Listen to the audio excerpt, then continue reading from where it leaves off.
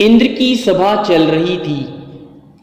इंद्र ने कहा, अगर मनुष्यों में किसी सुंदर रूप को देखना है तो सनत चक्रवर्ती का रूप देखो। उनके रूप के समक्ष हम देवों का रूप भी फीका लगने लगता है। इस बात को सुनने वाले दो देवों के मन में विश्वास नहीं हुआ।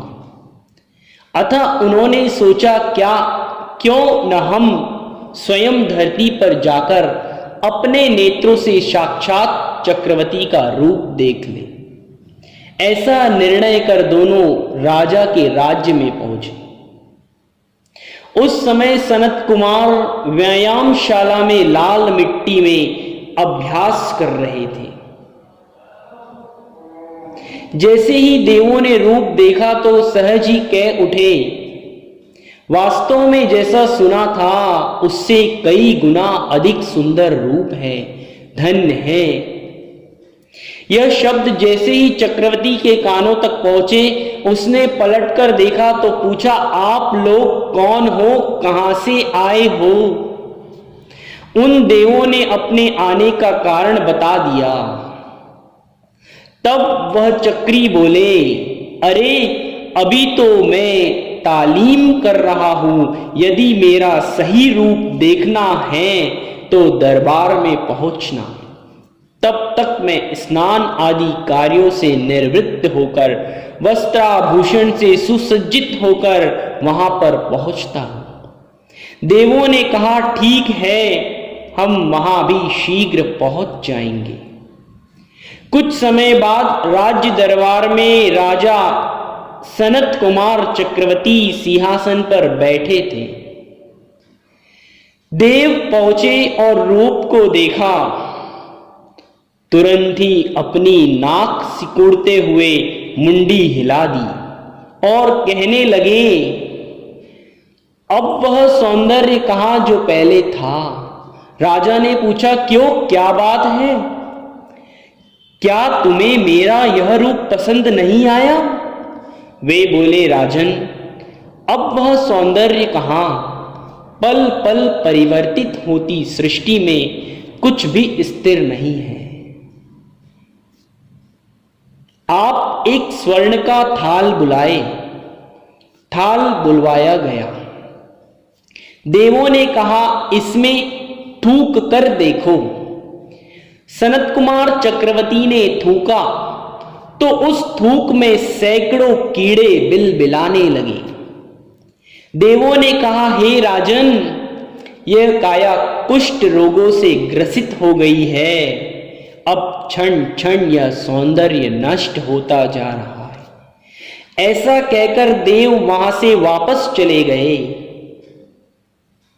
और राजा विचारने लगा, अरे अरे, जिस देह को लेकर मैं अभिमान करता था, निरंतर उसके पालन पोषण में लगा रहता था, फिर भी यह देह रोगी कैसे हो गई? सही ही कहा है, दुर्जन देह स्वभाव बराबर मूर्ख प्रीति बढ़ावे।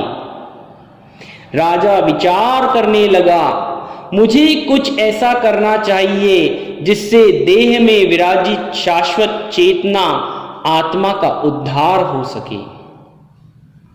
ऐसा विचार कर राजा चक्रवर्ती सनत कुमार अपने पुत्र को राज्यभार सौंपकर दैगंबरी मुनि दीक्षा अंगीकार कर लेता है।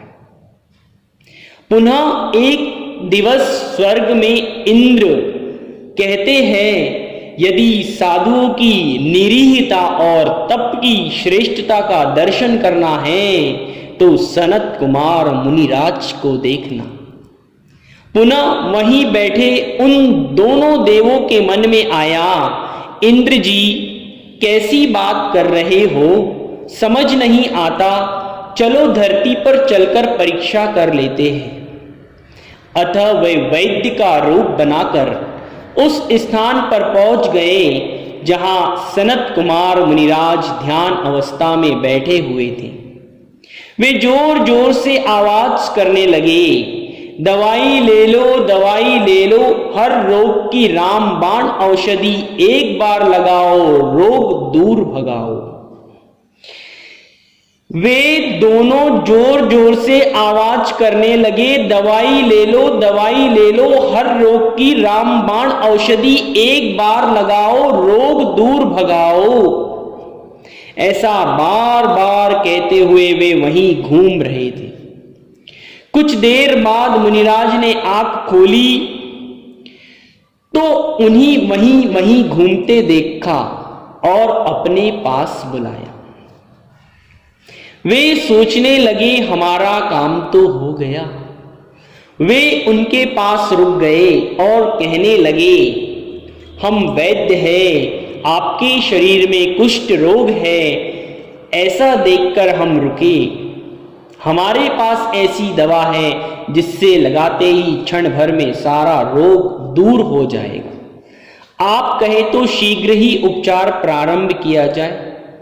तब मुनिराज बोले, भैया दवा तो मुझे चाहिए, लेकिन इस रोग की नहीं, जो दूसरा भयंकर रोग हुआ है उसकी हो तो बताओ। मुनिराज से पूछने लगे, कौन सा रोग बताइए, हमारे पास तो सभी रोगों की दवाई है। तब मुनिराज बोले, अनादि काल से हमारे साथ जन्म जरा मृत्यु रूपी रोग जो लगा है, क्या उसकी कोई दवाई है तो बताएं। क्योंकि शरीर का रोग तो कर्माश्रित है और शरीर छूटते ही छूट जाएगा, किंतु ये तीनों रोग का नाश करने की दवा बताए तो अच्छा होगा।